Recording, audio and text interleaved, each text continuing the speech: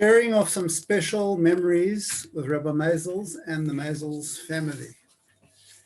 During one of our many chats in the early years, Rabbi Maisels promised Brenda and myself that he would always be available to officiate at any of our family simchas, irrespective of where in the world it would be taking place or when. It was quite an undertaking and statement to make, but already showed the unbelievable qualities of this great man. Some years later, once Hillel had qualified as a rabbi, he changed the wording of the promise slightly. And I'll quote directly from Rabbi Maisels. "I promise that there will always be a Rabbi Maisels available to officiate at any of your family simchas, irrespective of where in the world it would be or when. Something that has held true ever since and which turned out to be a very good wording change, as I shall shortly explain. We as the Ruch family feel extremely blessed, honored, humbled, and grateful to have been able to share every family simcha from 1986 until the present with a Rabbi Maisels officiating. In fact, history was made in 2013 when for the first and only time ever, both Rabbi Maisels officiated together at the wedding of our son Mark to Yael in Israel. The honor of having both Rabbi Desmond and Rabbi Hillel sitting at the same table, witnessing and signing the ketubah and officiating in the ceremony was something so special that words can never describe the feelings and emotions of that occasion. Both Desmond and Hillel subsequently made mention to Brenda and myself how honored and pleased they were to have been able to jointly officiate at this wedding as father and son, thus creating a bit of Maisels history.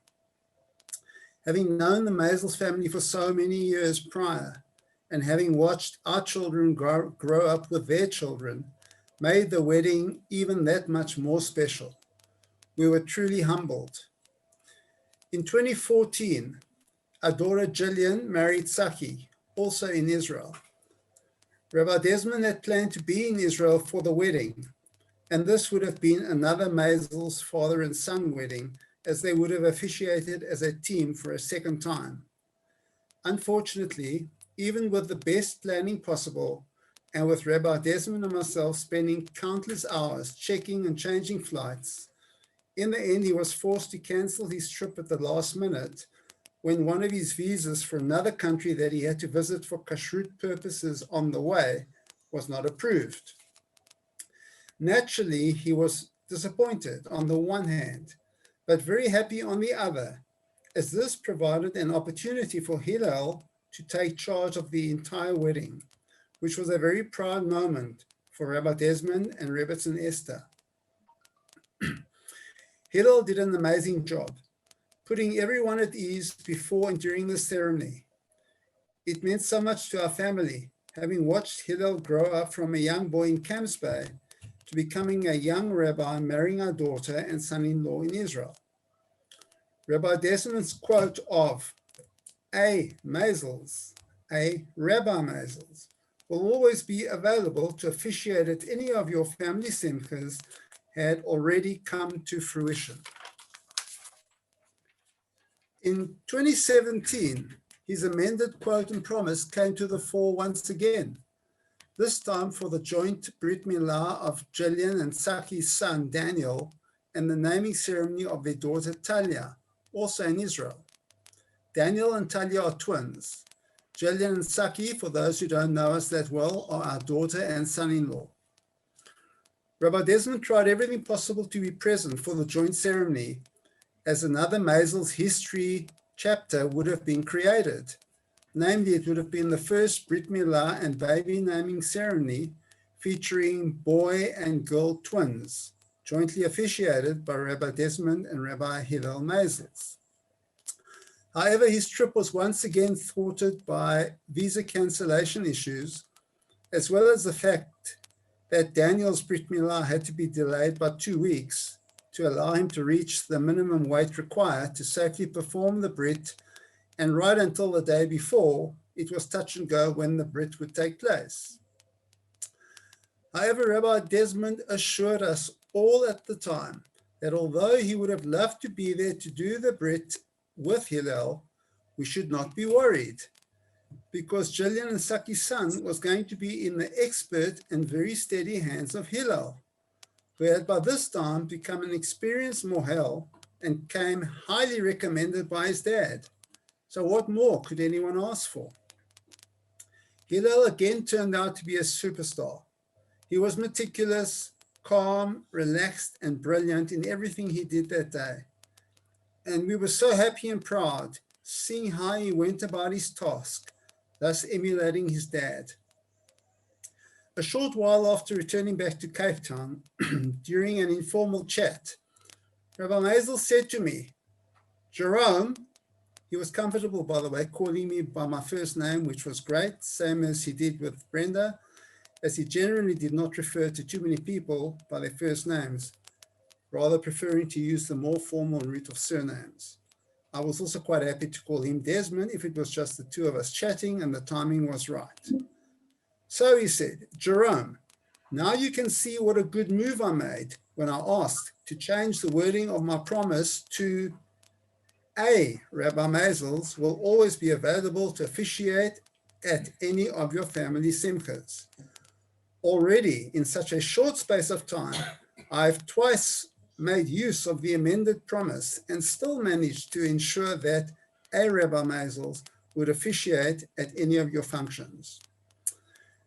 I must say, Rabbi Maisels was always true to his word and knew no boundaries to make sure that he never let anybody down, even if it meant traveling to the ends of the earth to fulfill a promise. Another story that I would like to share with you is the following. Rabbi Maisel was a very good taster, a very good food taster. For many years, Brenda and I used to spend countless Wednesday and Thursday nights in the shul kitchen preparing meals for Friday night shul dinners, which took place quite often in those years. We usually started preparing and cooking after the conclusion of Ma'ariv around 7 p.m. and would continue most times till well past midnight.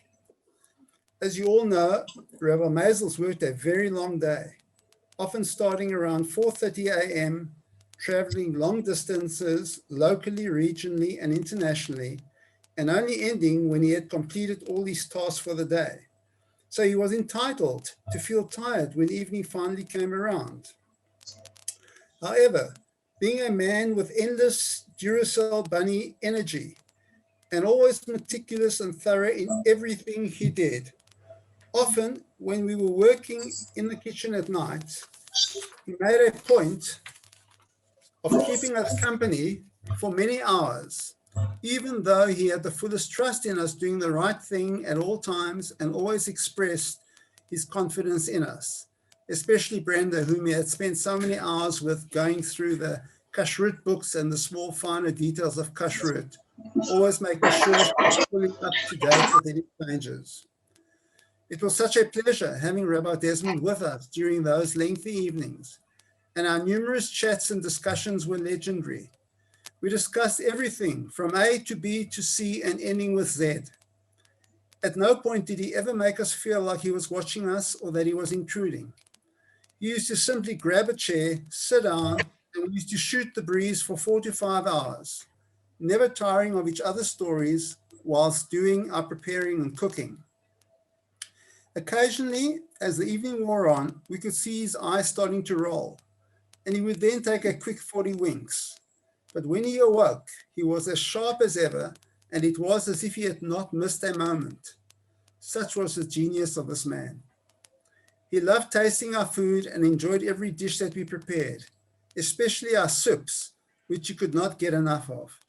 He spoke so glowingly of the butternut, minestrone, and split pea soups, and for him, that made the evening something to look forward to.